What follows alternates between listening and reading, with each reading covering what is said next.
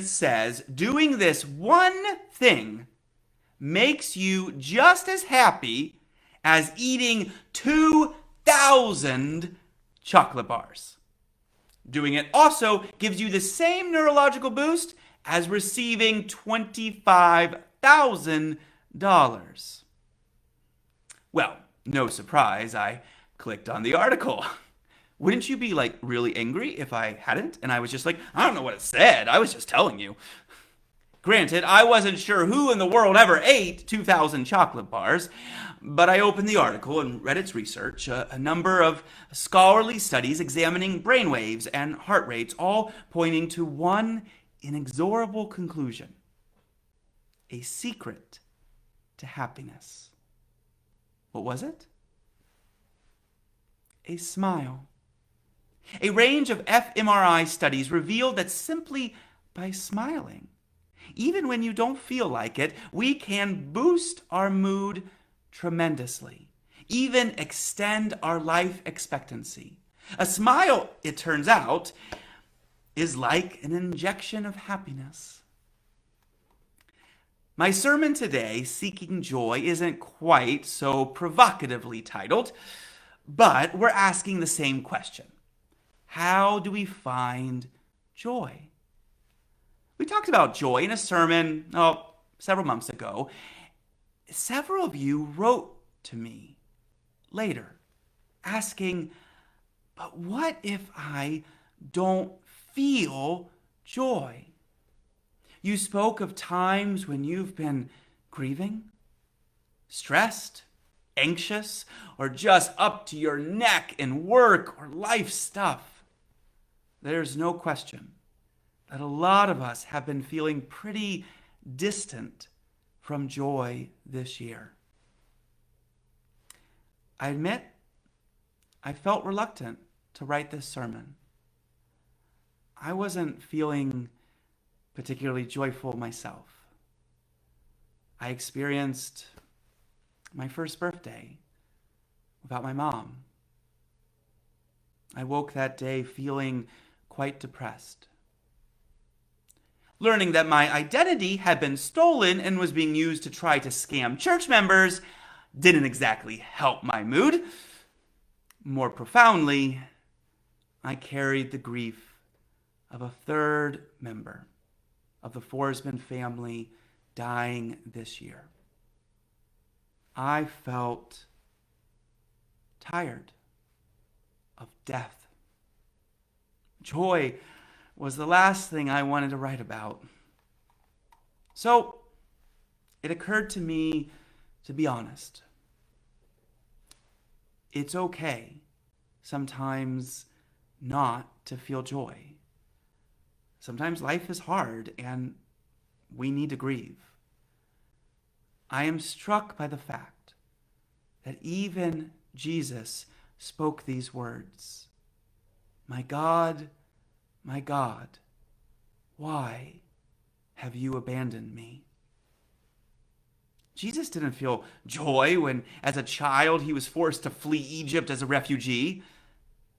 He didn't feel joy when he saw God's people hurting each other or hurting God. He sure didn't feel joy on that cross.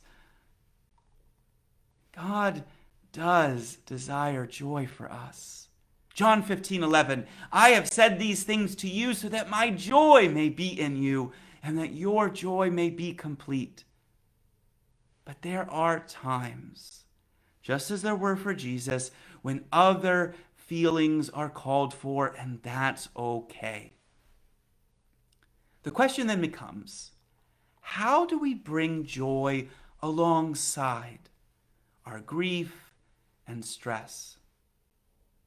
We know that these feelings can coexist. Parenthood, if nothing else, will teach you that. As a parent, I am more stressed, more exhausted than I have ever been in my life. I am also more joyful than I have ever been in my life. So, how do we seek joy? Turns out it's a pretty simple answer the Bible gives. Help somebody. Want joy? Isaiah asks. then bind up the brokenhearted. Help somebody. Want joy, Paul asks? Then look not to your own interests, but to the interests of others. Help somebody.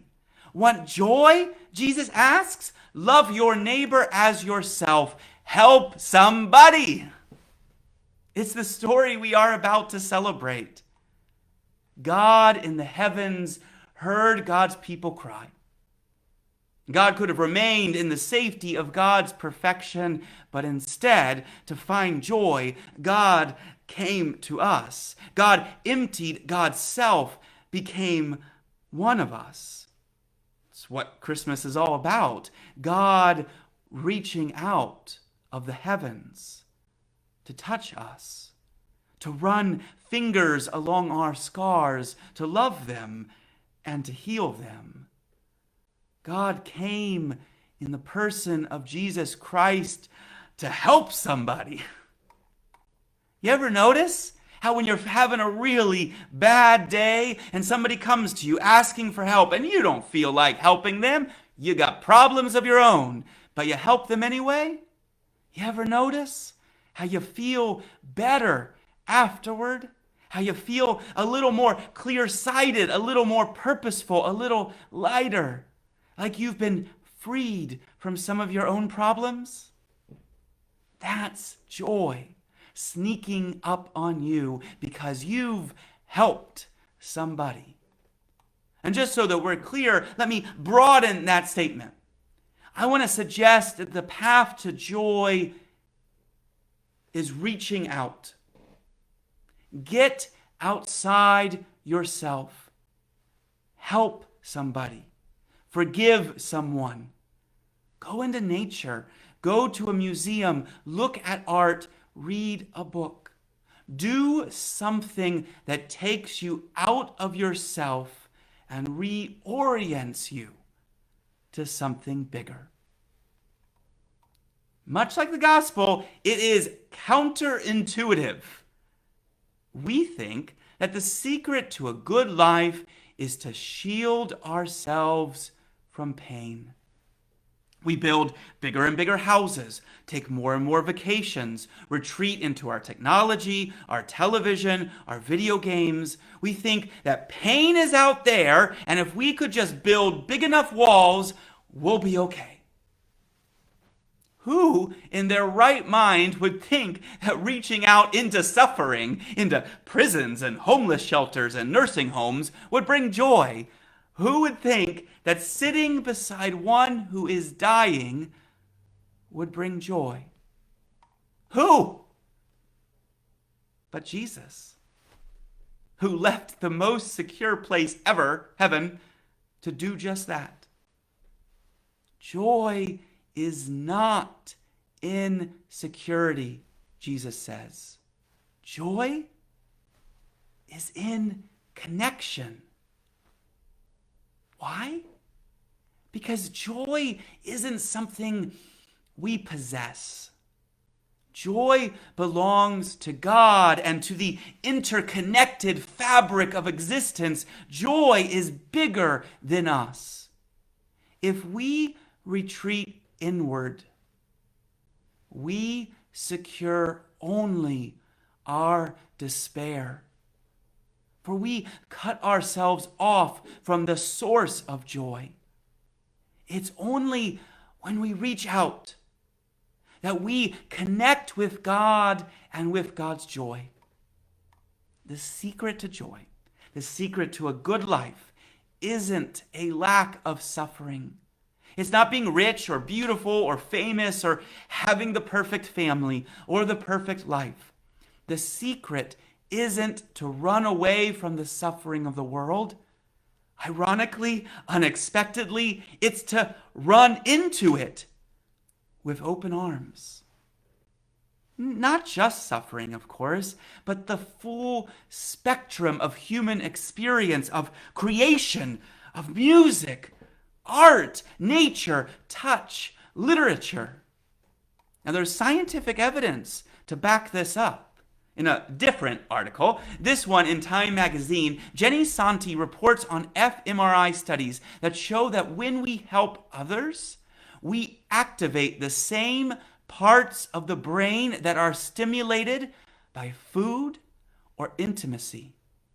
Moreover, when we reach out and make connections with people, with creation, we experience parts of our brain typically dormant, unleashing an oceanic feeling akin only to God. Santi also, however, makes an important caveat.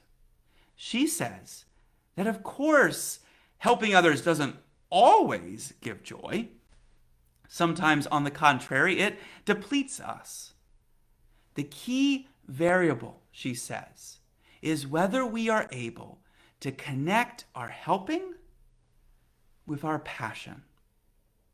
This is where we need to distinguish between us reaching out and others reaching in. This is not about answering every demand on your life. Joy will not be found by doing whatever anyone asks of you. You literally can't.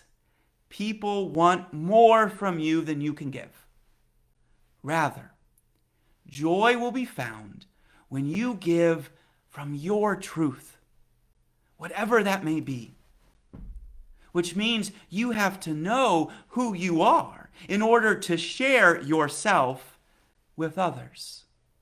This isn't so much selflessness as it is connecting the self to the other.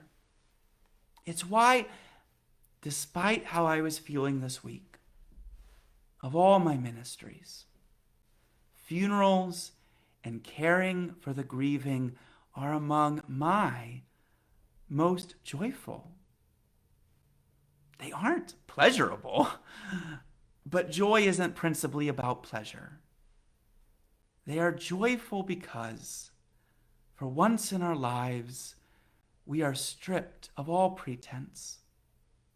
We stand naked before God and before each other, of our tears and our hopes, and in seeing one another as we really are, all the ugly and all the beautiful.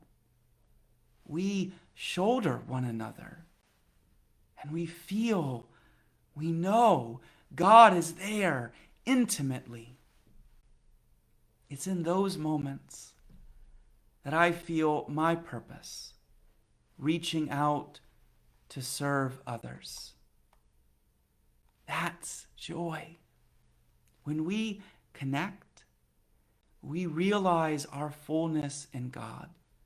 We tap into a hidden power. Many of us face real and immense challenges.